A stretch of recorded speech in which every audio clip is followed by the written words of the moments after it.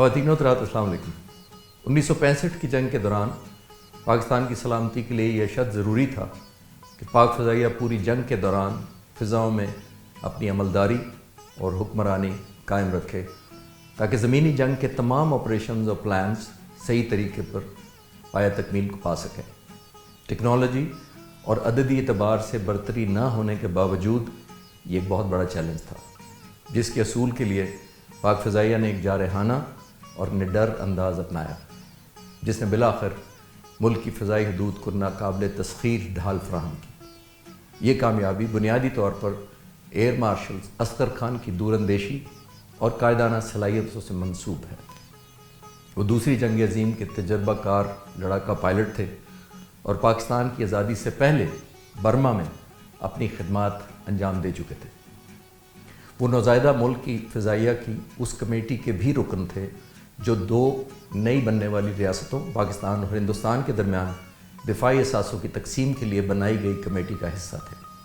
جولائی 1957 میں صرف 36 سال کی عمر میں وہ پاکستان کے پہلے مسلمان کمانڈر ان چیف بنے۔ انہوں نے 1947 سے 1965 تک 18 سال کی سروس کے دوران پاک فضائیہ کو ایک انتہائی قابل احترام قوت میں تبدیل کر دیا۔ خواتین و حضرات، پاکستانی قوم تقریباً ایک ہفتے کے بعد یوم پاکستان منانے جا رہی ہے۔ اس موقع پر پاک فضائیہ نے سوچا کہ کیوں نہ تاریخ کے ان صفوں پر نظر دوڑائی جائے اور ان پہلوؤں کو اجاگر کیا جائے جو عمومی طور پر کم توجہ پاتے ہیں۔ یہ تو ہم سب جانتے ہیں کہ پاک فضائیہ 1965 کی جنگ شروع ہونے سے کچھ دن پہلے ہی انتہائی الرٹ کر دی گئی تھی۔ آنے والے چند دنوں میں ہم پاک فضائیہ کی چند جنگ شروع ہونے سے پہلے کی تیاری، دشمن سے جھڑپیں اور زمینی افواج کی مدد کے لیے پاک فضائیہ کے آپریشنز کا روزانہ کی بنیاد پر واقعات کا ذکر کریں گے۔ 1965 سے تقریباً 8 سال قبل 1957 میں جب ایئر مارشل اصغر خان نے پاک فضائیہ کے پہلے کمانڈر ان چیف کا عہدہ سنبھالا تو گروپ کیپٹن نور خان کو نئے آپریشنز گروپ کی تنظیم نو کی ذمہ داری دی گئی۔ یہ وہ ذمہ داری تھی جو 1959 میں حکومت پاکستان کی جانب سے قومی ایئر لائن یعنی PIA کے لیے مینیجنگ ڈائریکٹر تعینات ہونے سے پہلے تک انہوں نے انجام دی۔ 1965 کے وسط میں پاک فضائیہ کے کمانڈر ان چیف کی طرف سے انہیں پاک فضائیہ میں واپسی کے احکامات ملے۔ ان کی مؤثر جنگی حکمت عملی میں سوجھ بوجھ کے پیش نظر ان کی ہوابازی سے طویل عرصے تک دوری کے بعد بھی آپ کو پاک بھارت جنگ لڑنے سے صرف کچھ ہفتے پہلے یعنی 23 جولائی 1965 کو پاک فضائیہ کی کمان سنبھالنے کا اعزاز حاصل ہوا۔ یہاں یہ بات قابل ذکر ہے کہ آپ نے 6 سال فضائیہ سے دور رہنے کے باوجود چند دنوں میں سرگودا سے T-33 طیارے پر ایک مشن کرنے کے بعد F-86 پر بھی فلائنگ میں عبور حاصل کر لیا اور جلد ہی آواز سے دگنی رفتار کے جہاز یعنی F-104 کو اڑانے میں بھی مہارت حاصل کر لی، جس کے چند دنوں بعد انہوں نے ہوا سے زمین پر گولیوں کے نشانے میں 100% سکور حاصل کیا، جو کہ تقریباً ناممکن تھا کیونکہ یہ سکور اس سے پہلے پاک فضائیہ میں کسی نے حاصل نہیں کیا تھا۔ انہوں نے یہی سکور چند دنوں بعد دوبارہ حاصل کر کے یہ ثابت کر دیا کہ اتنا شاندار سکور انہوں نے بائی چانس حاصل نہیں کیا تھا۔ نئے ایئر فورس چیف نے اسی کارکردگی کا مظاہرہ F-6 طیارے پر بھی کر دکھایا۔ نور خان کی پاک بھارت جنگ میں کلیدی کردار اور پاک فضائیہ میں قائدانہ صلاحیتوں کی بنیاد پر اس بات میں کوئی شک نہیں تھا کہ ان کی قیادت کے بغیر پاکستان شاید شدید مشکلات سے دوچار ہو سکتا تھا۔ پاک فضائیہ اس وقت افواج پاکستان کا زور بازو تھی اور یوں نور خان کو صدر پاکستان فیلڈ مارشل ایوب خان کی طرف سے پاک فضائیہ کے جنگی منصوبوں پر عمل درآمدی کے لیے مکمل اختیار اور آزادی دے دی گئی۔ اگست 1965 کے اختتامی دنوں میں پاکستان اور بھارت کے درمیان تنازع کشمیر کی وجہ سے کشیدگی بڑھتی گئی، لیکن پاک فضائیہ نے یہ خطرہ بہت عرصہ پہلے بھانپ لیا تھا۔ اسی وجہ سے باہمی امدادی پروگرام کے ذریعے فراہم کردہ امریکی طیاروں سے لیس پاک فضائیہ اس وقت بہت مضبوط طاقت بن چکی تھی۔ پاک فضائیہ کے پاس اس وقت 92 F-86 طیارے دستیاب تھے، جبکہ 8 سیبر طیارے اوور آلنگ اور مرمت کی وجہ سے جنگ میں حصہ لینے کے قابل نہیں تھے۔ اس کے علاوہ 12 F-104 پاک فضائیہ کے بیڑے میں شامل تھے، جبکہ 2 ٹرینر طیارے بھی تھے جو جنگ کے لیے موزوں نہیں تھے۔ اس کے علاوہ 25 B-57 بمبار طیارے تھے، جن میں کچھ جہازوں میں جاسوسی کے آلات بھی نصب کیے گئے تھے۔ پاک فضائیہ کے بیڑے میں شامل اضافی طور پر پاک فضائیہ کے پاس 12 T-33 جیٹ ٹرینر بھی تھے، جنہیں موقع کی مناسبت سے محدود پیمانے پر جاسوسی اور زمینی حملے کے لیے استعمال کیا جا سکتا تھا۔ یہ سب 141 جنگی جہاز 9 اسکواڈن میں تقسیم کیے گئے تھے۔ پاک فضائیہ کے اس جنگی بیڑے کو 30 مختلف ٹرینر، ٹرانسپورٹ اور ہیلی کاپٹروں کی بھی مدد حاصل تھی۔ اس کے مقابلے میں ہندوستان ایئر فورس کے پاس لگ بھگ 775 طیارے تھے، جو 29 اسکواڈن میں تقسیم کیے گئے تھے۔ 500 سے زیادہ تو ایسے طیارے تھے جو بطور فرنٹ لائن استعمال ہو سکتے تھے۔ ان جنگی طیاروں میں سے 10 عدد آواز سے دگنی رفتار والے MiG-21 طیارے، 118 برطانوی ہنٹر، 80 کے لگ بھگ نیٹ اور 80 ہی مسٹیئر طیاروں کے علاوہ 56 اورگن، 132 پرانے ویمپائر طیارے، 53 کیمرہ بمبار طیارے اور 7 کیمرہ جاسوس طیارے بھی شامل تھے۔ یوں دونوں طرف کی فضائی قوت کا موازنہ کیا جائے تو اس کا تناسب 4-1 کا بنتا تھا، اور یہ تناسب 5-1 تک جا پہنچتا ہے جب ہندوستانی فضائیہ کے 191 ٹرانسپورٹ طیارے اور 48 ہیلی کاپٹر کو بھی شامل کر لیا جاتا ہے۔ جب جنگ کے امکانات بہت بڑھ گئے تو پاک فضائیہ نے اپنے تمام جنگی جہاز مختلف جنگی یونٹوں میں تعینات کر دیے تاکہ دشمن کے ناپاک عزائم کا بھرپور اور منہ توڑ جواب دیا جا سکے۔ یہ 141 کے قریب جنگی جہاز 4 مختلف بیسز پر تعینات کیے گئے، یعنی سرگودا، پشاور، مانی پور، کراچی اور ڈھاکہ۔ خواتین و حضرات، یہ تھے وہ حالات اور یہ تھے وہ جنگی سامان جن کے ہوتے ہوئے پاکستان اور ہندوستان کے درمیان کشیدگی اس حد تک بڑھ چکی تھی کہ جنگ کسی وقت بھی شروع ہو سکتی تھی۔ آئندہ دنوں میں ہم آنے والے دنوں میں ہونے والے واقعات کا ذکر کریں گے۔ پاکستان ایئر فورس زندہ باد، پاکستان آئندہ باد۔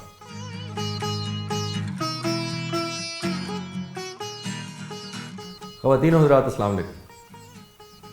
پچھلی قسط میں ہم نے یہ دیکھا کہ پاکستان اور ہندوستان کے درمیان 31 اگست 1965 کو کیا حالات تھے اور کس طرح دن بدن حالات دونوں ملکوں کے تعلقات کو اور کشیدہ کر رہے تھے۔ ہم نے یہ بھی دیکھا کہ ہندوستان اور پاکستان کی ایئر فورسز کے درمیان اثاثوں اور مختلف ٹیکنالوجی کا کیا توازن تھا اور آنے والی جنگ کن حالات میں لڑی جا سکتی تھی۔ 1 ستمبر 1965 کو ایئر ہیڈ کوارٹرز میں یہ اطلاعات موصول ہوئیں کہ بھارتی فضائیہ نے کشمیر میں موجود پاکستان آرمی پر حملہ کرنے کا منصوبہ بنایا۔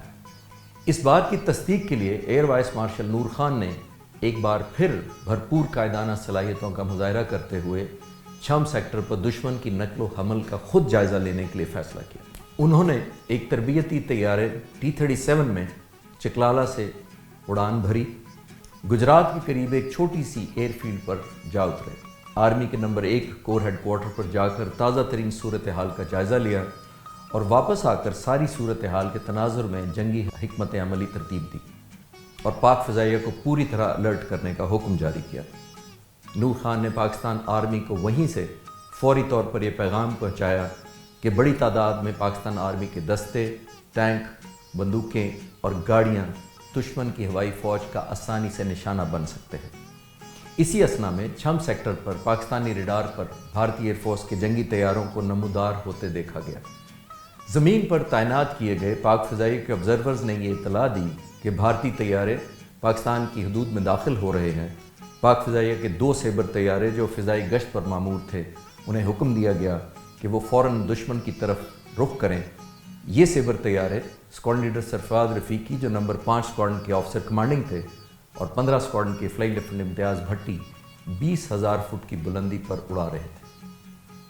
انہوں نے دشمن کے طیاروں کو حد نگاہ بہت کم ہونے کے باوجود دیکھ لیا۔ دشمن کے 2 ویمپائر طیارے جو اپنے پیچھے آتے ہوئے نظر آئے، جب سرفراز رفیقی ایک ویمپائر کے قریب پہنچنے لگے تو اسی اثنا میں فلائی لیفٹیننٹ امتیاز بھٹی نے 2 ویمپائر جنگی طیارے 6,000 فٹ کی بلندی سے مغرب کی طرف سے آتے ہوئے دیکھے۔ ابھی سرفراز رفیقی کو وہ بتانا ہی چاہ رہے تھے کہ سرفراز رفیقی نے ایک ویمپائر کو طاق کر میزائل داغا اور وہ آگ کے شعلوں کی لپیٹ میں آ گیا اور زمین پر جا گرا۔ اسی اثنا میں دوسرے ویمپائر طیارہ امتیاز بھٹی کی طرف بڑھا، اسے بھی سرفراز رفیقی نے جا لیا اس مارکے میں امتیاز بھٹی نے بھی 2 طیاروں کو مار گرایا۔ اس طرح اسکواڈرن لیڈر سرفراز رفیقی اور فلائٹ لیفٹیننٹ امتیاز بھٹی نے 2 ویمپائر طیاروں کو مار گرایا۔ ان 4 جہازوں کا ملبہ ہندوستانی افواج کے اوپر گرا اور ان 4 ہوا بازوں میں سے صرف ایک ہوا باز پیراشوٹ سے چھلانگ لگا کر اپنی جان بچا سکا۔ اس نقصان کی تصدیق اگلے دن اس وقت کے ہندوستانی وزیر اعظم نے بھی کر دی۔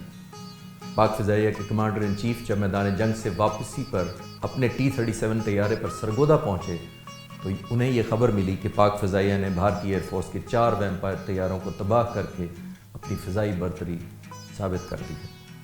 کمانڈر ان چیف بذات خود ان 2 بہادر جنگجو ہوا بازوں سے ملے اور انہیں اس عظیم کامیابی پر شاباش دی۔ اس فضائی برتری نے پاکستان کی زمینی افواج کا مورال بہت بلند کر دیا۔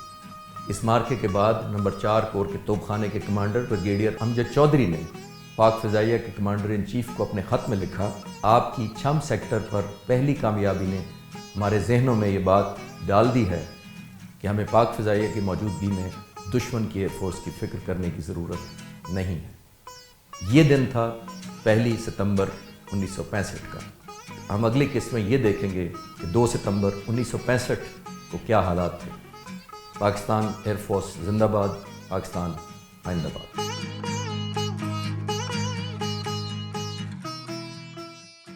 خواتین و حضرات، السلام علیکم۔ پچھلی 2 قسطوں میں ہم نے یہ دیکھا کہ کس طرح ہندوستان اور پاکستان کے درمیان 1965 میں دن بدن حالات کشیدہ ہوتے جا رہے تھے۔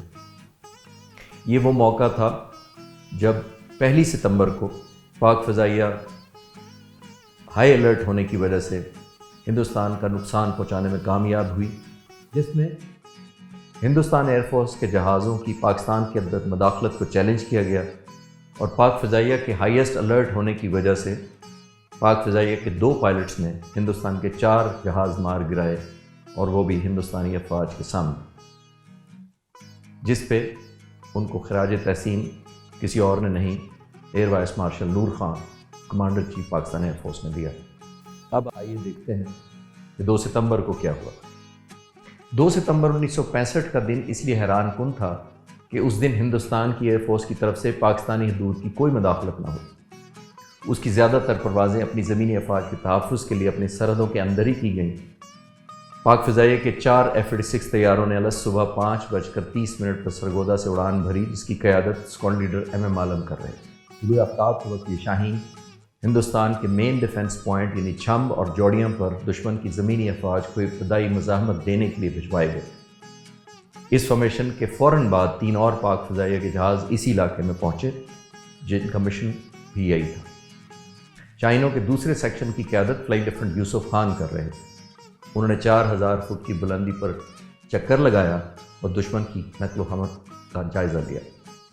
اخنور کی جانب میڈیم سائز ٹینکس کا بھارتی فوجی قافلہ جوڑیاں کی طرف آ رہا تھا، جس پر اسکواڈرن لیڈر MM عالم اور فلائٹ لیفٹیننٹ یوسف خان کی فارمیشن نے حملہ کر دیا۔ اکا دکا اینٹی ایئر کرافٹ فائر کے باوجود پاک فضائیہ کے شاہین ٹارگٹ پر 30 منٹ تک موجود رہے۔ یہ 4 ٹینک اور 20 گاڑیوں کو نشانہ بنانے میں کامیاب ہوئے۔ شمالی سیکٹر پر متوقع بڑے میدانی حملے سے نپٹنے کے لیے 10 سیبر طیاروں، جن کا تعلق نمبر 17 اسکواڈرن سے تھا اور جن کی قیادت اسکواڈرن لیڈر وقار عظیم کر رہے تھے، ماری پور سے 2 ستمبر کو سرگودا پہنچا دیے گئے۔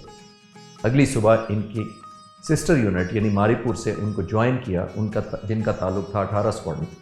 ان ہوابازوں میں اسکواڈرن لیڈر علاؤالدین احمد، جنہیں ان کے دوست محبت سے بچ کے نام سے یاد کرتے تھے، اور اسکواڈرن لیڈر SM رب بطور ونگ آپریشن آفیسر سرگودا آئے، جنہوں نے ونگ کمانڈر مسعود احمد کی زیر قیادت جنگ میں حصہ لینا۔ 1965 میں جنگ میں 6 فائٹر اسکواڈرن موجود تھے سرگودا میں، جن کے ساتھ 2 چھوٹے یونٹ بھی موجود تھے تاکہ آنے والے مشکل دنوں میں مکمل صلاحیت اور یکجہتی کے ساتھ دشمن کا مقابلہ کیا جا سکے۔ 1 ستمبر کو 4 جہازوں کا نقصان اٹھانے کے بعد ہندوستان ایئر فورس نے یہ فیصلہ کیا کہ پاک فضائیہ کے سیبر کے مقابلے میں ویمپائر اور آرگن طیاروں کو گراؤنڈ کر دیا جائے۔ دلچسپ بات یہ ہے کہ 35% ہندوستانی ایئر فورس کے دستیاب نہ ہونے کی معلومات پاک فضائیہ کو جنگ ختم ہونے کے بعد دستیاب ہوئی۔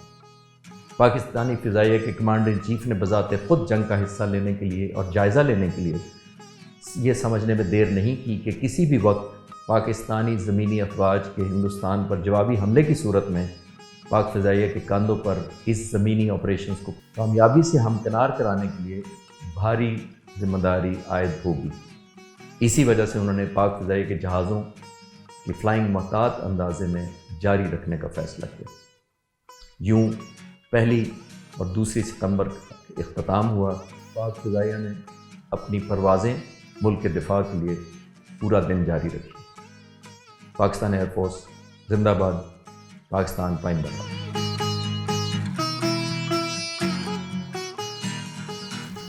خواتین و حضرات السلام علیکم۔ اس سے پہلے ہم نے بات کی تھی کہ پاکستان اور ہندوستان کے درمیان 1965 میں 31 اگست، 1 ستمبر اور 2 ستمبر کو کشیدگی دن بدن بڑھتی جا رہی تھی۔ 3 ستمبر کا دن ایسا ہے جس میں پاک فضائیہ نے بہت مار کے مارے۔ اب تک ہندوستان اور پاکستان کے درمیان باقاعدہ جنگ کا آغاز نہیں ہوا تھا اور نہ ہی زمینی آپریشن کا دائرہ کار کشمیر تک پھیلا تھا۔ جب پاکستان کی فوج نے اپنا دائرہ عمل اکھنور تک بڑھایا، جو کہ جوڑیاں سے سری نگر پہنچنے کا داخلی راستہ تھا، تو پاک فضائیہ کے جہازوں نے 5:30 بجے طلوع آفتاب کے ساتھ ٹیک آف کیا، تو 2 F-86 سیبر طیارے اور 1 F-104 نے سرگودا سے اڑان بھری۔ ان کی منزل اکھنور تھی۔ دیگر اہم بیس یعنی ماری پور اور پشاور بھی ہائی الرٹ پر تھے۔ یہ پاکستان آرمی کے 7 ڈویژن کو پروٹیکشن دینے کی مامور تھے تاکہ توی دریا سے فوجی نقل و حمل کامیابی سے ہو سکے۔ پاکستان اور بھارت کی جنگ شروع ہونے سے صرف 3 دن پہلے یعنی 3 ستمبر کو مسٹر اور ویمپائر طیاروں کو پونے ایئر بیس سے اڑا کر پاکستان سرحد کے قریب پٹھان کوٹ ایئر بیس پر ڈپلوائے کر دیا گیا۔ ہندوستانی زمینی فوج کی پاک فضائیہ کے خلاف حفاظت کے لیے ہندوستانی ایئر فورس نے نیٹ طیاروں کا انتخاب کیا۔ ہندوستانی ایئر فورس کے 23 اسکواڈرن کے 4 طیارے اس کے اسکواڈرن لیڈر برجپال سنگھ کی زیر قیادت پٹھان کوٹ پہنچا دیے گئے۔ 4 اور طیارے بھی امبالہ سے اسکواڈرن لیڈر ولیم گرین کی زیر قیادت پٹھان کوٹ پہنچے۔ ان طیاروں نے پٹھان کوٹ کا سفر نچلی پرواز رہ کر کیا تاکہ پاک فضائیہ کو ان کی طیاروں کی پٹھان کوٹ میں موجودگی کا پتہ نہ چل سکے۔ ایس کرشن سوامی، جو کہ نہ صرف اس فارمیشن کا حصہ تھے بلکہ 2001 میں ہندوستان ایئر فورس کے چیف بھی بنے، اپنے ایک آرٹیکل میں لکھتے ہیں کہ ہمیں ٹارمک پر ہدایات ملی کہ ان کا ٹارگٹ پاک فضائیہ کے طیاروں کو تباہ کر کے 1 دن پہلے ہونے والے 4 ہندوستانی جہازوں کی تباہی کے نتیجے میں ندامت اور شرمندگی کا حساب برابر کرنا ہے۔ پٹھان کوٹ میں پہنچنے والے نیٹ طیاروں کے 2 اسکواڈرن کمانڈرز میں سے اسکواڈرن لیڈر برجپال سینئر تھے، مگر زیادہ تجربے رکھنے کی وجہ سے اس مشن کی کمانڈ ولیم گرین کے حوالے کی گئی۔ ہندوستانی ایئر فورس کا پلان یہ تھا کہ پٹھان کوٹ پر پہلے سے موجود مسٹر طیاروں کو بیٹ کے طور پر درمیانی بلندی پر پاکستان کی حدود میں داخل کیا جائے، جنہیں پاکستانی ریڈار آسانی سے دیکھ سکے۔ اسی اثنا میں 8 نیٹ طیاروں کو انتہائی کم بلندی پر مسٹر طیاروں سے نیچے پرواز کرتے ہوئے پاکستان کی حدود میں داخل کیا جائے، جو پاکستانی ریڈار سے اوجھل ہوں۔ جو ہی پاک فضائیہ کے طیاروں کی آمد کا پتہ چلے تو مسٹر طیارے اس جگہ سے واپس لوٹ جائیں اور نیٹ طیارے تیزی سے عمودی پرواز کرتے ہوئے پاک فضائیہ کے جہازوں کو مار گرائیں۔ دوسری طرف پاک فضائیہ کے نمبر 11 اسکواڈرن کے فلائی لیفٹیننٹ یوسف علی خان اور فلائنگ آفیسر خالق کامبیٹ ایئر پیٹرولنگ پر مامور تھے۔ فلائی لیفٹیننٹ یوسف اور فلائنگ آفیسر خالق کا جب دشمن سے سامنا ہوا، جہاز میں ایک تکنیکی خرابی کی وجہ سے فلائنگ آفیسر خالق لڑائی میں حصہ نہ لے سکے اور فلائی لیفٹیننٹ یوسف کو تنہا 6 جہازوں کا مقابلہ کرنا پڑ گیا۔ اسی دوران جب فلائی لیفٹیننٹ یوسف ایک نیٹ طیارے کو نشانہ لینے ہی والے تھے تو خود ایک نیٹ طیارے کی گولیوں کی زد میں آ گئے۔ اس دوران فلائنگ آفیسر عباس مرزا، جو F-104 جہاز اڑا رہے تھے، ان کی مدد کو آن پہنچے۔ فلائی لیفٹیننٹ یوسف کے جہاز کو نقصان پہنچا، مگر وہ باکمال مہارت سے جہاز کو اڑاتے ہوئے سرگودا لینڈ کرنے میں کامیاب ہو گئے۔ اسی دوران پسرور کے علاقے میں ایک نیٹ طیارہ اپنی باقی فارمیشن سے علیحدہ ہو گیا اور پاکستانی F-104 کی علاقے میں موجودگی کی وجہ سے خوف زدہ ہو کر پسرور کے چھوٹے سے ہوائی اڈے پر اترنے پر مجبور ہو گیا۔ اس F-104 کو فلائی لیفٹیننٹ حکیم اللہ اڑا رہے تھے، جو بعد میں پاک فضائیہ کے چیف بھی بنے۔ ہندوستانی نیٹ ایئر کرافٹ پسرور میں لینڈنگ کے بعد ہندوستانی پائلٹ نے یہ دعویٰ کیا کہ انہوں نے جہاز میں خرابی کی وجہ سے پسرور کے رن وے پر جہاز اتارا ہے۔ ان میں ان کا پیٹرول کم ہو جانا اور ہائیڈرولک کا فیلئر ہونا بتایا گیا، لیکن چند دنوں بعد پاکستان فضائیہ کے ایک ماہ ناز پائلٹ حاتمی تفصیلی معائنہ اس جہاز کا کیا گیا تو پتہ چلا کہ جہاز پوری طرح سروسیبل اور فلائنگ کے قابل تھا۔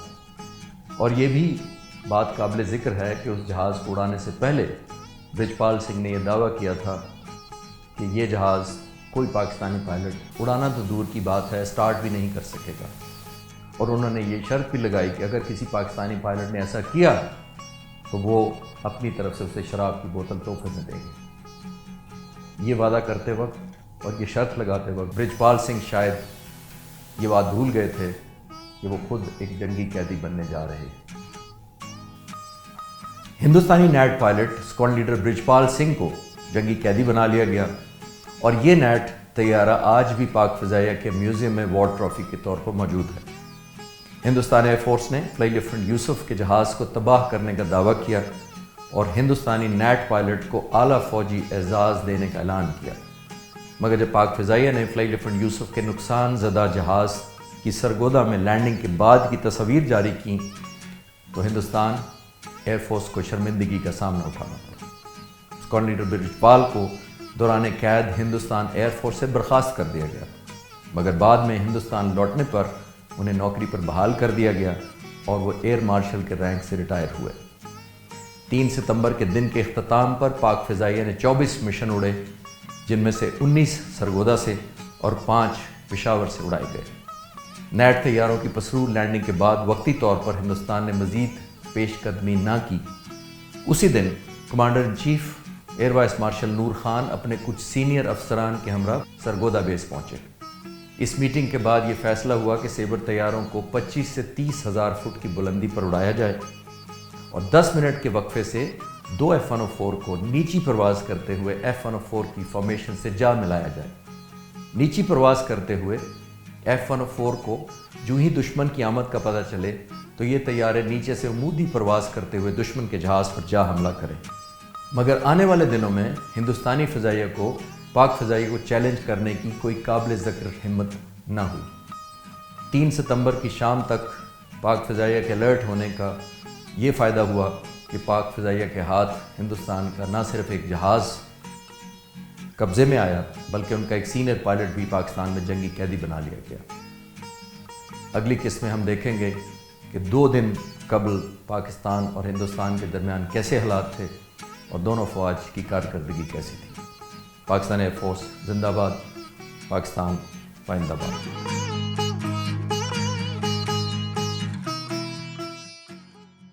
خواتین و حضرات السلام علیکم۔ خواتین و حضرات 31 اگست 1965 سے 3 ستمبر 1965 تک کا جائزہ لینے کے بعد ہم اس نتیجے پر پہنچ چکے ہیں کہ جنگ شروع ہونے سے پہلے ہی ہندوستان ایئر فورس جو کہ تعداد میں پاک فضائیہ سے کہیں بڑی تھی، اس کا مقابلہ کرنے کے لیے پاک فضائیہ کے پاس بہتر تربیت اور جذبہ واحد ہتھیار تھا۔ کمانڈر ان چیف نور خان کو نہ صرف ان کی ذہانت کے لیے بلکہ تیز فیصلہ سازی اور شاندار انتظامی صلاحیتوں کی وجہ سے انتہائی احترام سے دیکھا جاتا تھا۔ انہوں نے 4 ستمبر کو ایک پریس کانفرنس سے خطاب کرتے ہوئے کہا، تعداد میں برتری فضائی جنگوں کا فیصلہ نہیں کرتی بلکہ بہتر تربیت، بلند حوصلے اور سب سے بڑھ کر لڑائی کا جذبہ اصل فیصلہ کن عوامل ہوتے ہیں۔ وقت نے چند دنوں بعد ان کی بات کو حرف بحرف سچ ثابت کر دیا۔ کامبیٹ ایئر پیٹرولنگ پیٹرن کچھ یوں تھا کہ ہندوستانی ایئر فورس کے لیے F-86 طیاروں کو آسان ہدف کے طور پر پیش کیا جائے اور ان طیاروں کی طرف بڑھنے کی صورت میں F-104 کے ذریعے دشمن پر حملہ کیا جائے۔ اس موقع پر پاکستانی سرحدوں کے قریب تقریباً 150 ہندوستانی جہازوں کی موجودگی کے باوجود کوئی قابل ذکر کارروائی 4 ستمبر کو نظر نہ آئی۔ دوسری طرف پاک فضائیہ نے اپنے اثاثے محتاط انداز میں استعمال کرنے کے پلان کے تحت اپنے پائلٹس کو یہ اجازت نہیں دی تھی کہ بھارتی طیاروں کا پیچھا کرتے ہوئے عالمی سرحد کو عبور کر کے ہندوستانی حدود میں داخل ہوں۔ 4 ستمبر کو 34 اے ڈیفنس مشن پاک فضائیہ کی طرف سے اڑائے گئے، جس میں سے 3 مشن سرگودا سے اڑے۔ ان آپریشنز کا محور جوڑیاں اور اخنور کے علاقے میں ہندوستانی آرمی کی تنصیبات رہیں۔ 4 ستمبر کو پاک فضائیہ نے پاکستان آرمی کی درخواست پر ہندوستانی افواج کی نقل و حرکت کا جائزہ لینے کے لیے RT-33 ریکانسنس جہاز کے ذریعے 2 مشن اڑائے۔ 4 ستمبر کو پہلی مرتبہ بھارتی ایئر فورس کے MiG-21 ایکشن میں نظر آئے، جن کو ان کی تیز رفتاری کی وجہ سے سیٹ ریڈار نے شناخت کیا، لیکن ان طیاروں کا پاک فضائیہ کے طیاروں سے سامنا نہیں ہوا، کیونکہ وہ ہندوستان کے اندر ہی پرواز کر رہے تھے۔ ہندوستان ایئر فورس کے 24 سے 30 طیارے جوڑیاں میں پاکستان آرمی کو نشانہ بنانا چاہتے تھے، لیکن پاک فضائیہ کے مختلف اوقات میں اڑنے والے 12 سے 16 جہازوں نے اس منصوبے کو ناکام بنا دیا۔